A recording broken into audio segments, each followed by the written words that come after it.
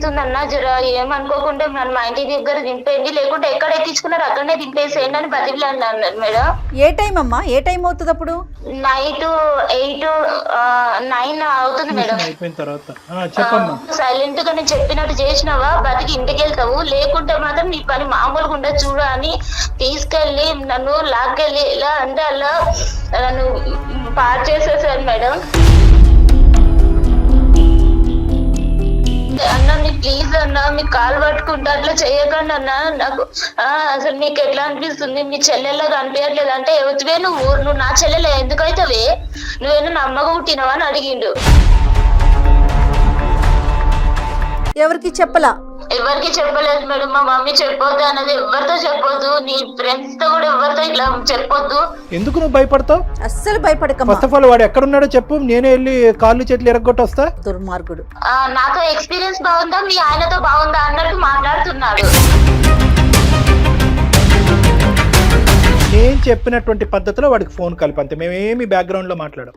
Hello hello, please నీకు దండం పెడతా, ఎందుకు నన్ను ఇంత బ్లాక్ మెయిల్ చేస్తున్నావు? అంటే నాకు ఇష్టం అనేది చెప్తున్నా కదా. అసలు ఎవడ్రా నువ్వు?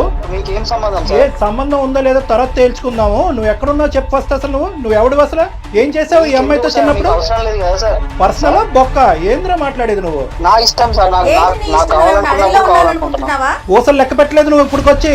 హలో, మక్కులు ఎరదంటారు. చూసుకుందాం సార్, ఏం చెప్తారో చేసుకోండి సార్. ఏం చేస్తారో చేసుకోవాలట కళ్యాణ్. ఏం చెప్తారో చేసుకోండి. నీకు ఒక తల్లి, ఒక అక్క, ఒక చెల్లి ఉందా? నువ్వు మనిషివా? చిచ్చి, అసలు మాట్లాడటానికి మాటలు రావట్లేదు నాయనా. ఏం లేదు. ఏమన్నా ఓకే సార్, మీతో కూడా నేను మాట్లాడాల్సిన అవసరం లేదు సార్. Right sir.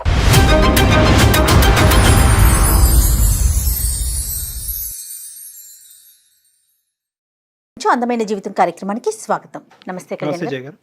కళ్యాణి గారు, స్రవంతి మనకి మెయిల్ చేశారండి. అయితే ఇక్కడ ఇంకొక చిన్న విషయం చెప్తున్నానండి, ఎందుకంటే మనం ఆ అమ్మాయి వివరాలు గోప్యంగా ఉంచాలి కాబట్టి పేరు కూడా నేను మార్చాను కళ్యాణ్ గారు. అమ్మాయి పేరు వేరే ఉంది. సో ఎందుకు మనం తెర మీద చెప్పటం, అందరికి తెలిసేలాగా చేయటం అన్నా, ఎందుకంటే ఆడపిల్ల జీవితం కదండి. తన చిన్ననాటి కథ అది మళ్ళీ ఇప్పుడు రిపీట్ అవుతోంది. సో అమ్మాయికి అసలు ఏం చెయ్యాలి, ఎవరితో మాట్లాడాలి, ఎవరితో చెప్పుకోవాలి, చాలా వరకు ఫేస్ చేస్తున్న ఇష్యూ కళ్యాణ్ గారు. ఇది మీకు కొంత అవగాహన వచ్చి ఉండొచ్చు. ఎందుకు అసలు అమ్మాయి మాటల్లోనే వినేద్దాము. సో ఒకసారి కాల్ చేసేస్తానండి. హలో. హలో, స్రవంతి గారండి? అవునండి. నేను జయానమ్మ, అందమైన జీవితం ప్రోగ్రామ్ నుంచి, సుమన్ టీవీ నుంచి కాల్ చేస్తున్నాను. అవునా మేడం, థ్యాంక్స్ మేడం, మీరే నాకు కాల్ చేస్తున్నారు. అవునమ్మా, అవునవును. బాగున్నావు తల్లి? అసలు బాలేదు మేడం, మాట వరుస చెప్పడానికి కూడా అసలు బాలేదు మేడం. అర్థమవుతోందమ్మా. అయితే నాతో పాటు డాక్టర్ కళ్యాణ్ చక్రవర్తి గారు ఉన్నారు స్టూడియోలో. ఒక్కసారి ఆయనతో మాట్లాడతాలి, నీకు మంచి సలహా ఇస్తారు. నువ్వే చెప్తావు నాకు చాలా మనసు ఊరట కలిగిందని. ఓకే? ఓకే మేడం, అలాగే మేడం. ఓకే అమ్మా, సుమా మాట్లాడు. చెప్పమ్మా, ఏంటి సమస్య? సార్ నా పేరు శ్రవంతి సార్. శ్రవంతి, నాకు ఎలాంటి ప్రాబ్లం ఉందంటే చెప్పుకుంటే తీరలేనంత ప్రాబ్లం ఉంది సార్. నిజంగా అసలు మీరు నాకు కాల్ చేస్తారు అనుకోలేదు, బట్ ఇప్పుడు మీరు కాల్ చేసి మాత్రం చాలా హెల్ప్ చేశారు సార్. చెప్పు నాన్న, సమస్య నీ వయసు ఎంతమ్మా? 22 సార్. 22. చెప్పమ్మా, సమస్య ఏంటో చెప్పు. మ్యారేజ్ అయిందా? సార్ నేను 9th క్లాస్ లో ఉన్నప్పుడు మా ఫ్రెండ్ ఇంటికి ఇట్లా కంబైన్ స్టడీస్ కోసం వెళ్ళేదాన్ని సార్. వెళ్తుంటే ఒక రోజు చాలా లేట్ అయిపోయింది. చాలా లేట్ అయిపోయిందని నేను వస్తున్నాను సార్. దారిలో వస్తుంటే ఎవరో ఫాలో అవుతున్నట్టు అనిపించింది నాకు. ఎవరో ఫాలో అవుతున్నట్టు అనిపిస్తే ఇంకా కొంచెం ముందుకు రాగానే ఒక ఆటో ఉంది సార్. ఆటో ఉండి అతన్ని అన్న కొంచెం ఇక్కడ ఎవరు ఫాలో అవుతున్నట్టు కొంచెం భయంగా ఉంది, జర ఏమనుకోకుంటే కొంచెం నన్ను మా ఇంటి దగ్గర దింపండి అన్న అంటే, అవమ్మా నువ్వు నా చెల్లెలు లాంటి దాన్ని నేను సేఫ్ గా తీసుకెళ్తానమ్మా అని నన్ను ఆటో ఎక్కించుకున్నారు సార్. ఏ టైం అమ్మా, ఏ టైం అవుతుంది అప్పుడు?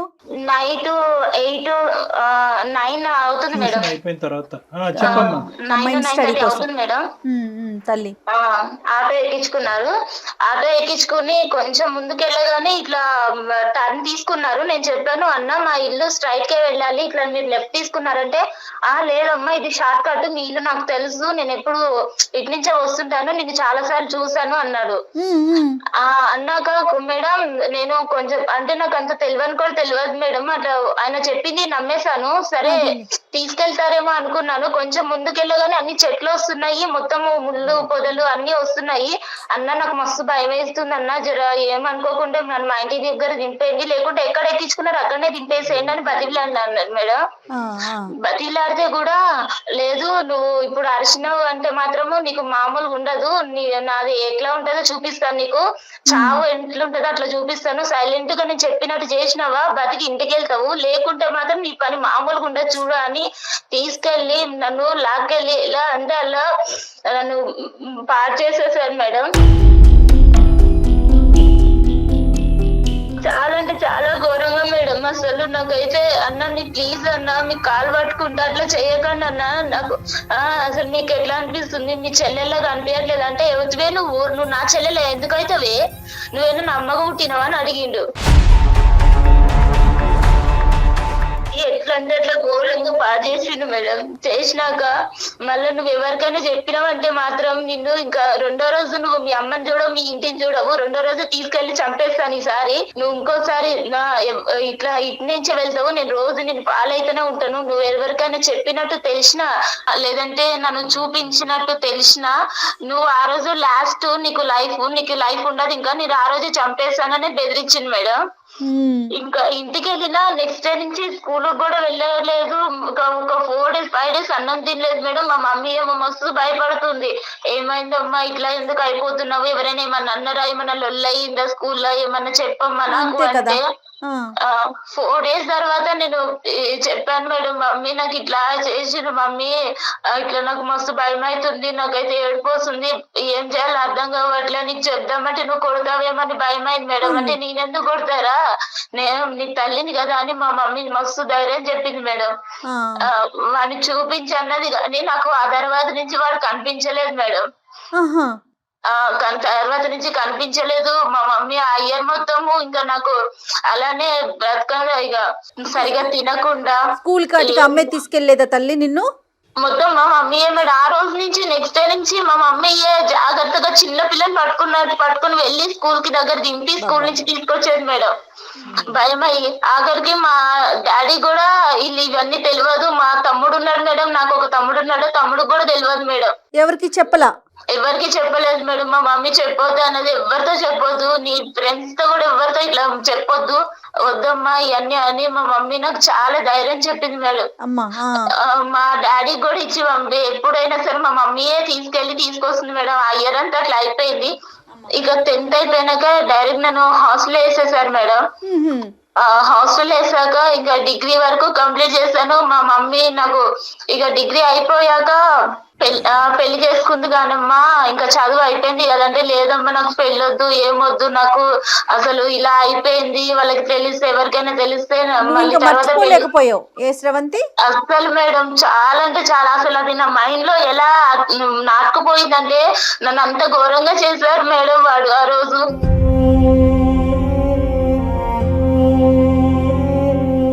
అంత అసలు చెప్పుకోవడానికి కూడా నాకు నోరు కూడా మాటలు కూడా రావట్లేదు, అంత ఘోరంగా అయిపోయింది. వదిలేసే తర్వాత అయితే ఇక పెళ్లి చేసుకుంది కానమ్మా అని మా మమ్మీ పెళ్లి సంబంధాలు చూస్తుంది. వద్దమ్మా నాకు అసలు వద్దంటే మా మమ్మీ చాలా మోటివేట్ చేస్తుంది మేడం. వద్దమ్మా ఇట్లాంటివి మర్చిపోవాలి, ఏదో దెబ్బ తగిలింది అనుకుని మర్చిపో, ఇలాంటివన్నీ మైండ్ లో పెట్టుకుని నీ జీవితం నాశనం చేసుకోకమ్మా, నీకంటూ నేను ఉన్నాను కదా, రేపు నేను లేకపోతే ఇంకెవరు ఇలానే బ్రతకలేవు కదా అని ధైర్యం చెప్పి పెళ్లి చేసింది మేడం. వీడి ఇక్కడ మధ్యలో ఎక్కడ కూడా నీకు కలవలేదు కదమ్మా? కలవటం గానీ ఫోన్లు చేయటం గానీ ఏమీ చేయలేదు? ఆ తర్వాత అసలు ఒకసారి ఇట్లా అయిపోయినాక ఇంకెప్పుడు వాడి మొహం కూడా నేను చూడలేదు, నాకు ఎప్పుడు కలవలేదు సార్. ఓకే సరేనమ్మా. పెళ్లి అయిందమ్మా, పెళ్లి అయిన తర్వాత ఏమైంది? పెళ్లి అయిపోయినాక మా హస్బెండ్ మాకు చాలా మంచోడు సార్. అంటే ఇవన్నీ ఏం తెలియదు, మా మమ్మీ చెప్పొద్దు అన్నది నేను చెప్పలేదు సార్. తర్వాత కొంచెం మంచిగా చూసుకున్నాను. ఒక 7 months వరకు మా ఆయన దగ్గరికి వెళ్ళాలంటేనే నాకు చాలా భయం అయింది సార్. మా అమ్మకి చెప్తే మా అమ్మ అన్నది కొంచెం చిన్న పిల్ల కదయ్యా, ఏం అనుకోకు, కొంచెం అడ్జస్ట్ అవ్వు, రాను రాను తెలుసుకుంటది అని మా మమ్మీ సర్ది చెప్పేది మా ఆయనకు కూడా. అలా అయ్యాక కొంచెం మా ఆయన చూపించే ప్రేమ, మా ఆయన ఇట్లా మంచిగా చూసుకోవడం చూసి ఇక మా ఆయనకి దగ్గరయ్యాను సార్. ఇక మాకు ఒక పాప కూడా పుట్టింది సార్. 1 year పాప ఉంది ఇప్పుడు నాకు. పాప కూడా పుట్టింది సార్. ఇక తర్వాత ఒక రోజు మా ఆయన ఒక ఫంక్షన్ ఉంది, ఇట్లా ఉందమ్మా నేను వెళ్ళేసి వస్తా, మా ఫ్రెండ్స్ అందరినీ ఇట్లా కలిసేసి రావాలి, రీయూనియన్ జరుగుతుందని వెళ్తున్నాను, మా ఫ్రెండ్స్ చిన్నప్పటి ఫ్రెండ్స్ అందరు కలుస్తున్నారు, నేను వెళ్ళేసి వస్తాను అని ఒక రోజు వెళ్ళారు మేడం. వెళ్ళాక ఇంకొక రోజు నైట్ వాళ్ళ ఫ్రెండ్ తీసుకుని వచ్చారు. ఆయనని చూడగానే సార్ నాకు అక్కడనే గుండె ఆగిపోయింది. అసలు నాకు చేతుల్లో చెమటలు పట్టేస్తున్నాయి, అసలు ఒళ్ళంతా వణికిపోతుంది. ఎందుకలా? నాకు 9 years బ్యాక్, నాకు 9th class లో ఉన్నప్పుడు నన్ను ఎవరైతే ఆటోలో తీసుకెళ్లి నన్ను పాడు చేశాడో వాడే మా హస్బెండ్ వచ్చాడు సార్, మా హస్బెండ్ ఫ్రెండ్ అని. ఇక వాడు నన్ను చూడగానే ఎందుకో సార్ ఎట్లా కన్నింగ్, ఎంత ఏదో సాడిష్ నవ్వినట్టు నవ్వుతున్నాడు.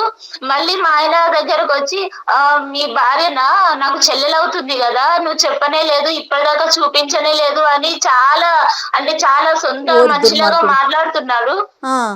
నన్ను చూస్తూనేమో ఇంత కన్నింగ్ గా చూస్తున్నాడు. నీకు అర్థమైంది? అర్థమైపోయింది. నాకు అప్పటికే భయం అవుతుంది, కాళ్ళు చేతులు అంతా వణికిపోతున్నాయి. మా ఆయన అడిగాడు, ఏంటి శ్రవంతి ఇట్లా జ్వరం వచ్చిందా ఏంటి, అట్లా అయిపోయావు, ఇందాకలాగా బానే ఉన్నావు కదా, ఇప్పుడు ఏమైంది అంటే, చెల్లెలకి ఏమన్నా నీరసంగా ఉందేమోరా, తిన్నదో లేదో అడుగు ఒకసారి, నువ్వు లేవని, నువ్వు ఇటు వచ్చావు కదా, నువ్వు లేవని తినలేదేమో అని ఎంత చాలా నైస్ గా మాట్లాడుతున్నారు మా ఆయనతో. ప్రేమ కురిపించాడు. ఆ తర్వాత నుంచి మేడం నెక్స్ట్ డే నుంచి రోజు రావడం స్టార్ట్ చేశాడు ఇంటికి. రోజు రావడం స్టార్ట్ చేశాడు. ఇక మా ఆయనకేమో ఇట్లా లెటర్స్ రాస్తున్నాడు, ఆకాశరామన్న లెటర్స్ లాగా రాస్తున్నాడు. నీ భార్య గురించి నీకు తెలుసా, నువ్వు ముందే కనుక్కున్నావా, నీ భార్య ఎవరితో ఎఫ్ఐఆర్ ఏం లేదా, నీ భార్యకి ఏమన్నా ఇంతకు ముందు ఏమన్నా ఉందా అన్ని కనుక్కుని చేసుకున్నావా అన్నట్టు ఇట్లా లెటర్స్ రాయడం స్టార్ట్ చేశాడు మేడం. మెసేజ్లు కానీ లెటర్స్ కానీ రాయటం మొదలు పెట్టాడు. కానీ మీ హస్బెండ్ వచ్చి నిన్ను ప్రశ్నించాడమ్మా, ఏంటి ఇదంతా అడిగాడా?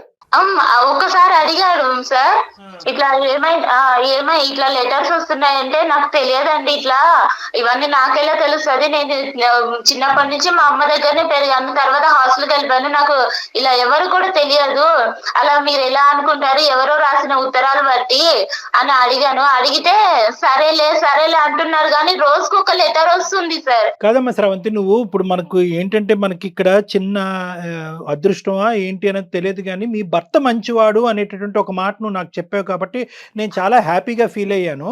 నీ భర్తకి నువ్వేంటో తెలుసు, నీకు నువ్వు భర్త ఏంటో తెలిసినప్పుడు ఇప్పటికైనా కూడా గుట్టిప్పి ఇది జరుగుతుందని చెప్పుంటే సరిపోద్ది కదా, ఎందుకు భయపడ్డావు?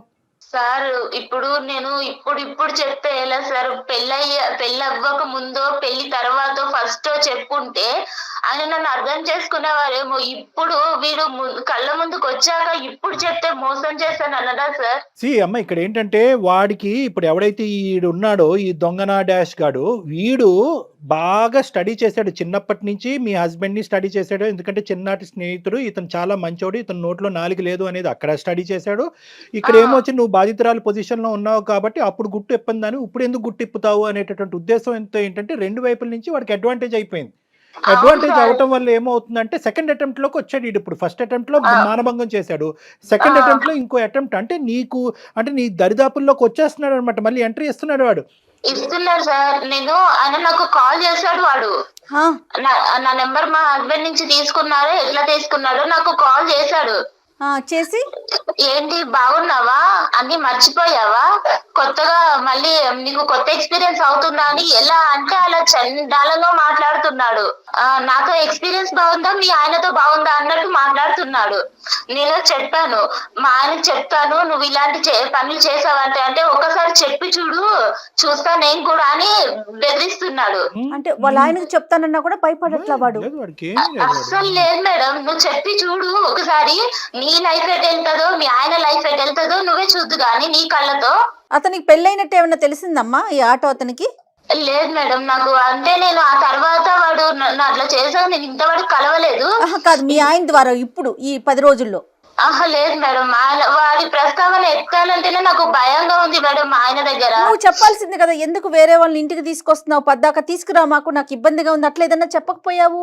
అంటే చెప్పాను మేడం, అంటే మా ఇంటికి ఇంతకు ముందు కూడా మా ఆయన ఫ్రెండ్స్ చాలా మంది వచ్చేవాళ్ళు.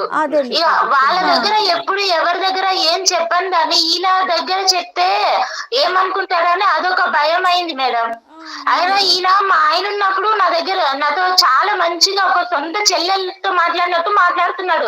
తిన్నావా చెల్లెమ్మ, తినలే, ఏం చేస్తున్నావమ్మా, పాప ఎలా ఉందమ్మా అని మాట్లాడుతున్నాడు. దుర్మార్గుడు.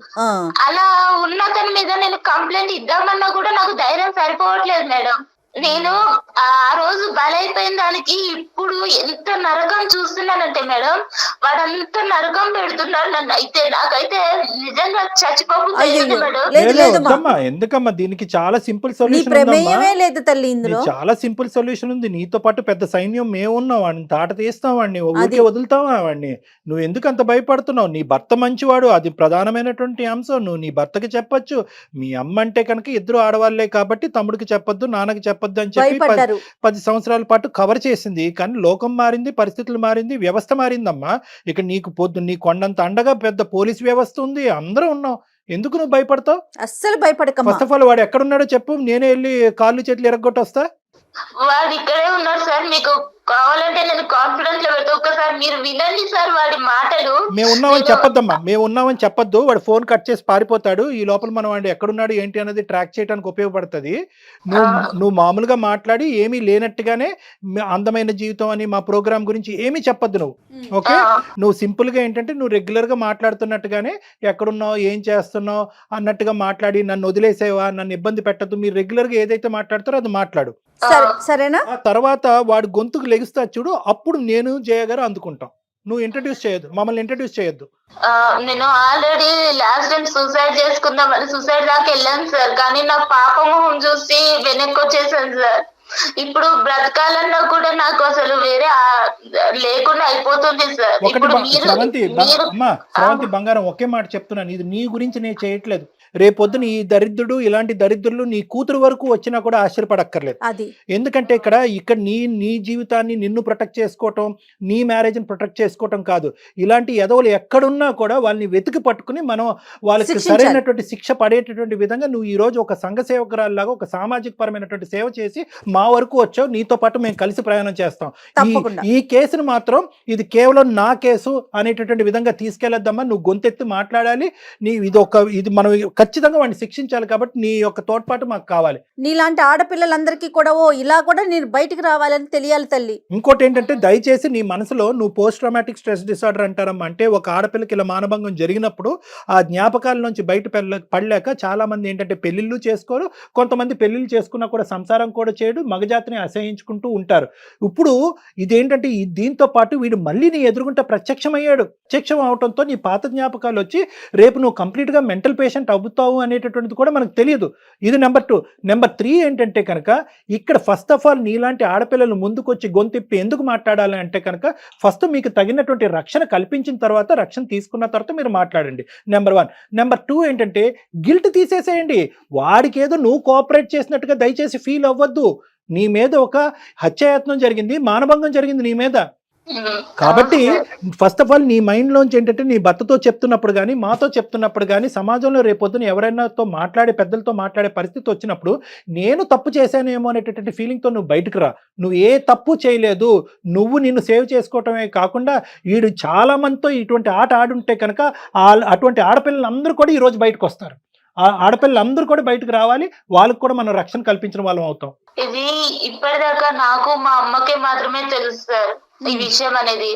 ఇప్పుడు వాడు ఎలా బెదిరిస్తున్నాడంటే, నీ భర్తకు చెప్తాను, నీకు లైఫ్ లేకుండా చేస్తాను, మొత్తం ఆ రోజు నేను ఫొటోస్ కూడా తీసాను, మొత్తం అన్ని నెట్ లో పెట్టేస్తాను, నీకు అనేది లైఫే లేకుండా చేస్తాను నేను. నీ భర్తకు చెప్పాక ఒక్కసారి నువ్వు అనుకుంటున్నావు కదా నా భర్త ఉన్నాడు అని, నువ్వు నాకు లొంగట్లేదు కదా, నీ భర్తనే నీకు కాకుండా చేస్తాను అని ఎట్లా అంటే అట్లా బెదిరిస్తున్నాడు మేడం. నువ్వేమి భయపడకమ్మా, డాక్టర్ గారు ఉన్నారు, సుమన్ టీవీ తరపున మేమున్నాము. అంత చేయాలి అంటే కనుక ఫస్ట్ ఆడు ఉండాలి కదమ్మా. ఫస్ట్ అదంతా మేము చూసుకుంటాం. ఇప్పుడు వరకు నువ్వు ఒక్కదానివే లోపల యుద్ధం చేసావు. ఇప్పుడు మాకు చెప్పిన తర్వాత మేమేమి ఇలా చేతులు కట్టుకుని కూర్చోం కదా. మేము తీసుకోవాల్సిన స్టెప్స్ మేము తీసుకుంటాం కాబట్టి అవన్నీ ఆ భయాలన్నీ తీసి పక్కన పెట్టు. నీకు పూర్తి స్థాయిలో సంరక్షణ అనేది మా తరపు నుంచి ఉంటుంది. వాడిని ఎక్కడైతే శిక్షించాలో, ఎలాగైతే లోపల పెట్టాలో అదంతా మేము ఆలోచిస్తాం. ఓకేనా? ఓకే సార్, అలాగే సార్. నేను చెప్పినటువంటి పద్ధతిలో వాడికి ఫోన్ కలిపి, అంతే. మేమేమి బ్యాక్గ్రౌండ్ లో మాట్లాడాం. ఓకే సార్, అలాగే కలుపుతున్నాను సార్. కల్పమ్మ. వాడి పేరేంటమ్మా? వాడి పేరు శ్యామ్ సార్. శ్యామ్. కల్పమ్మ చెప్పు. ఇంతమంది పసిపిల్లల అబ్యూస్ కి గురవుతున్నారు కదా కళ్యాణ్ గారు. మన దగ్గరికి వచ్చింది హ్యాపీ. రామమ్మాయిలు ఎంతమంది ఉన్నారు? మీరు మాట్లాడుతున్న వ్యక్తి మీ కాల్ ను హోల్డ్ లో ఉంచారు. వాడి బాధితులు ఎంతమంది ఉన్నారు? ఇటు ఫ్యామిలీకి చెప్పుకోలేరు. హలో హలో, ఆ, ఏం సంగతి? ఏడా మేడం? కాదు, నేను చెప్పేది ఒకసారి విను ప్లీజ్. నువ్వు నన్ను ఇలా ఏడిపించకు. ఇలా నువ్వు కాల్ చేస్తేనే నాకు హార్ట్ అటాక్ వస్తుంది, నాకు గుండెల్లో వణుకొస్తుంది. ప్లీజ్ నీకు దండం పెడతా. ఎందుకు నన్ను ఇంత బ్లాక్మెయిల్ చేస్తున్నావు?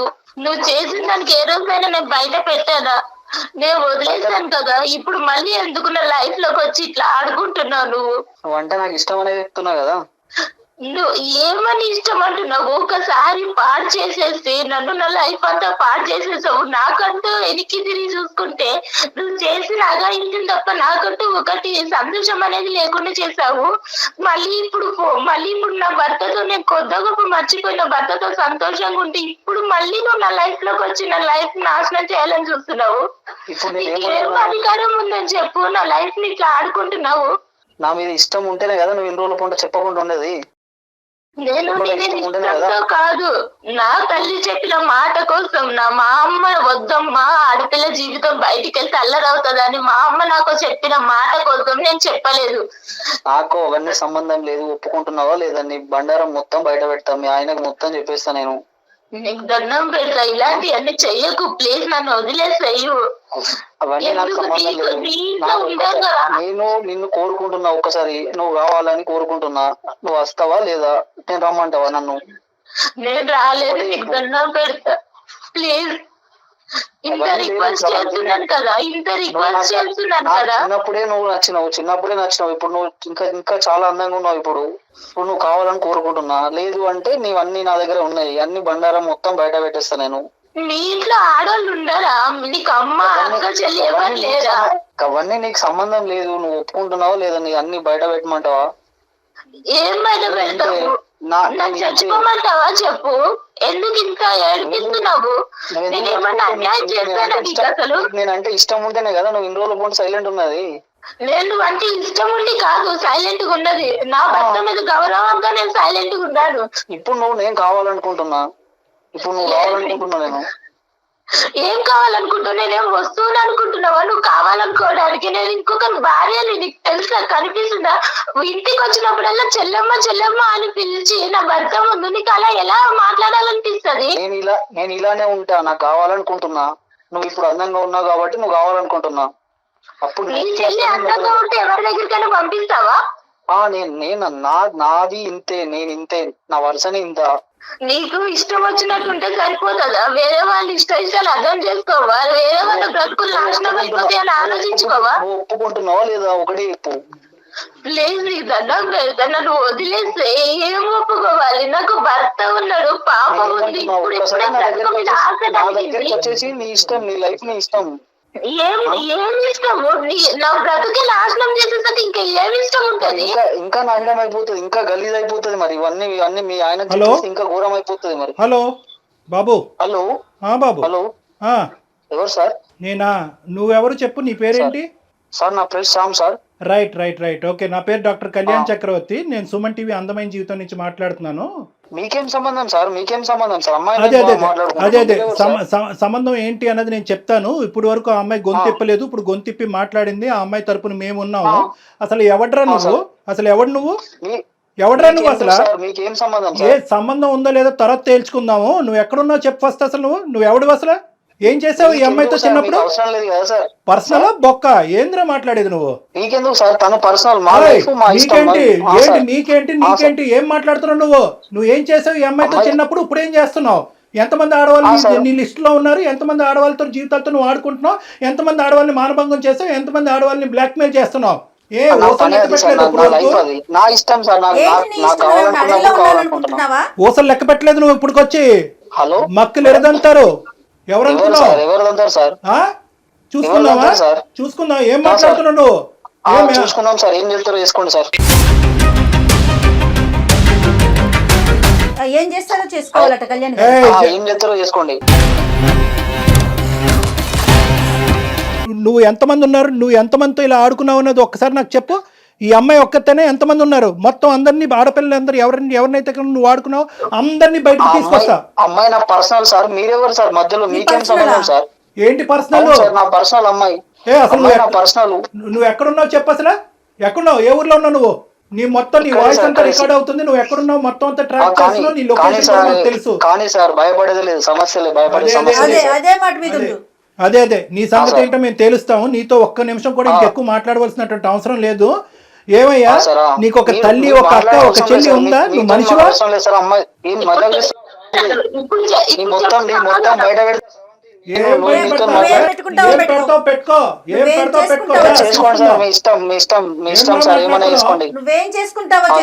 బయట పెడతావా?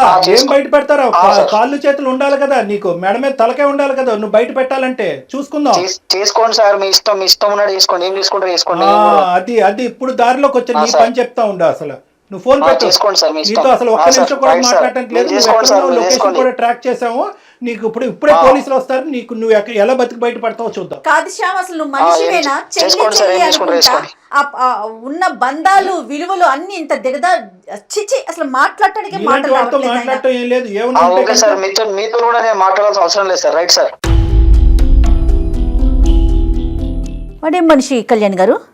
అసలు బైక్ కూడా లేదా మనిషికి? మేడం ఇప్పుడు వాడు ఏంటంటే ఈ అమ్మాయితో ఒక్కటే. శ్రవంతి నువ్వు లైన్ లో ఉన్నావమ్మా? లైన్ లోనే ఉన్నాను సార్. పెట్టేశాడు కదా అతను? పెట్టేశారు మేడం. మీ ముందు ఎలా మాట్లాడుతున్నాడు? అమ్మ, ఇది సుమన్ టీవీ వరకు శ్రవంతి తీసుకొచ్చినటువంటి ఒక కథ మాత్రమే. ఇలాంటి ఎన్ని కథలు ఉన్నాయేమో అన్నట్టు నాకు అనిపిస్తుంది. ఎందుకంటే కనుక మనం ఎందుకు ఎవరినైనా క్రానిక్ అఫెండర్ అని మనం ఎప్పుడు అంటాం? పీడోఫైల్స్ అంటాం. అంటే చిన్న పిల్లల్ని సెక్షువల్గా మానభంగం చేసుకుంటూ, వాడుకుంటూ, పెద్దవాళ్ళకి చెప్పకుండా భయపెడుతూ వాళ్ళ నోట్లో గుడ్డలు కూరేటటువంటి ఇలాంటి వాళ్ళు పీడోఫైల్స్ అంటారు. ఎందుకు వీడి గురించి ఇంత ప్రత్యేకంగా మనం ఈ రోజు మాట్లాడుకోవాలి? నాకు ఎందుకు అంత స్థాయి కోపం వచ్చిందంటే ఈ టోన్లో నేను ఎప్పుడూ మాట్లాడలేదు. ఎందుకంటే వీళ్ళందరూ చాప కింద నీరులాగా చాలా మంది ఆడపిల్లలతో కుటుంబ సభ్యుల్లోనే ఉండేటటువంటి ఎదవలు కొంత ఉన్నారు. ఈడంటే కనుక బయట ఎక్కడి నుంచో పరిచయం అయ్యి నీకు తెలిసి తెలియకుండా ముక్కు మొహం తెలియని వాడు ఆటో ఎక్కావు. నీలాంటి ఆడపిల్లలు ప్రధానంగా గుర్తుపెట్టుకోవాల్సినటువంటి ముఖ్యమైనటువంటి అంశం ఏంటంటే ఇటువంటి వాళ్ళు ఉంటారు. తస్మాత్ జాగ్రత్త. మీ ఎడం వైపు, కుడివైపు ఎక్కడన్నా ఉంటారు. మీ కుటుంబంలోనే ఉంటారు, మీ స్నేహితుల మధ్యలో అన్నా ఉంటారు, స్కూల్లో అన్నా ఉంటారు, ఆటో డ్రైవర్లు, రిక్షా డ్రైవర్లు లాగా ఉండొచ్చు. తస్మాత్ జాగ్రత్త అనేది ఈరోజు నీ ద్వారా మేము అందరికీ చెప్పేటటువంటి మెసేజ్. వీటిని ఎందుకు క్రానిక్ అఫెండర్ అన్నానంటే వీడు అప్పుడు తప్పు చేశాడు.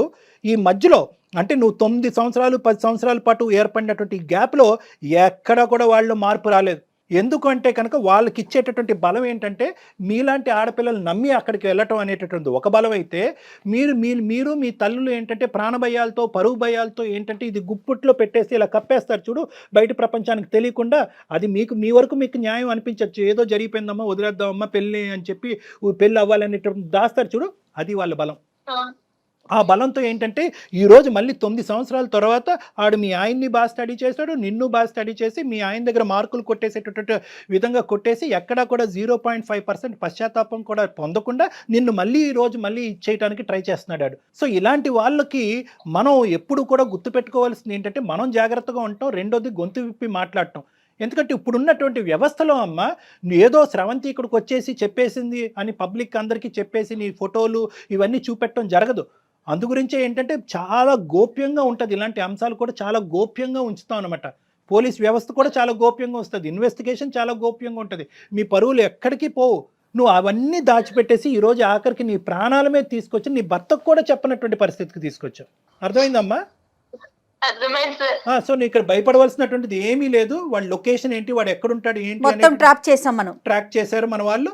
సో ఇప్పుడే ఇమీడియట్గా నువ్వు ఫోన్ పెట్టేసిన తర్వాత నువ్వు ఎక్కడుంటే చెప్తే కనుక మా వాళ్ళు నీ దగ్గరకు వస్తారు, నిన్ను మా దగ్గర తీసుకొస్తారు. ఇక్కడి నుంచి మనం పోలీస్ స్టేషన్కి వెళ్దాము, తగినటువంటి కంప్లైంట్ ఇద్దాము, వాడిని వెంటనే కటకటాలు వెనకతలు పంపించేటటువంటి ప్రయత్నం చేద్దాం. దీనికల్లా నువ్వు ధైర్యంగా ఉండాలి తల్లి, అదొక్కటే నువ్వు చేయాల్సింది, నువ్వు ధైర్యంగా ఉండాలి. నువ్వు మాట్లాడాలమ్మా, మాట్లాడాలి. అంతే కదా కళ్యాణ్ గారు?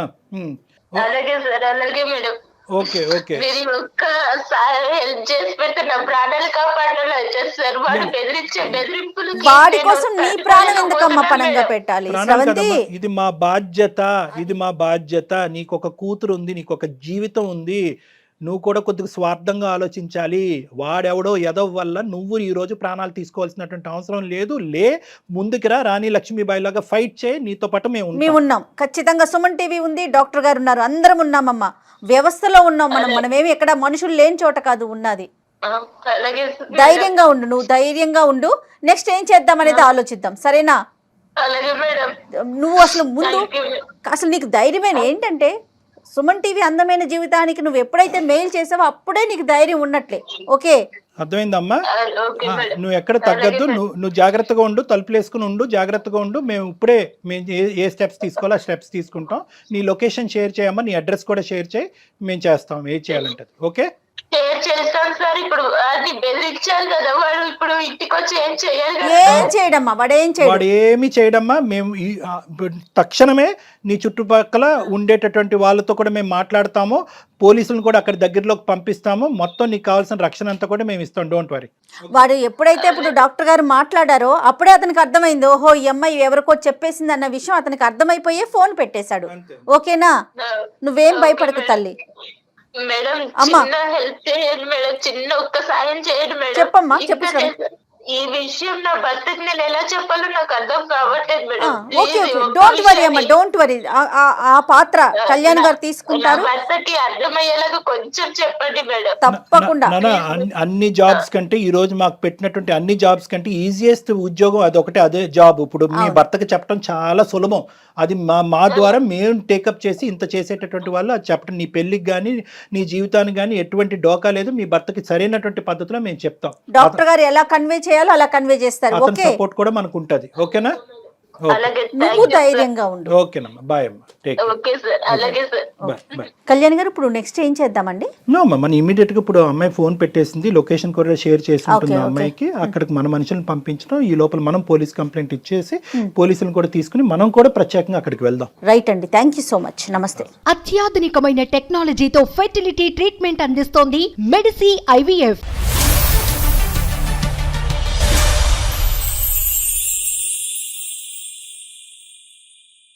సుమన్ టీవీలో మీ పర్సనల్ అండ్ బిజినెస్ ప్రమోషన్స్ కోసం కింది నెంబర్కి కాంటాక్ట్ చేయండి.